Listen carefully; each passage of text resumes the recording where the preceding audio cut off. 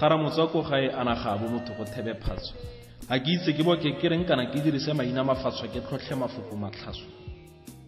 Ana ke ra ke bo ka balete motse ba o letile ba sena tlho. Ba bina na re ba go bua ba tlanya leleme ba le ba go kgwetsa ditontshi ba etla ba thuntsha le sone sengwe.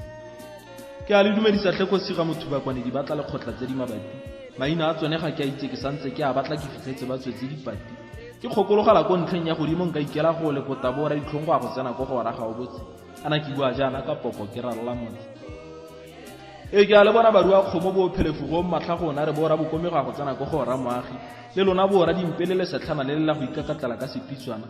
Ana ke ra khotla tseletsa go bapatsa go atlana ka lefitswana. Magopane bo ntsala ba go arogangwa ke dithaba le dipata. Ga go mola toka le tshwaragane ka diatla.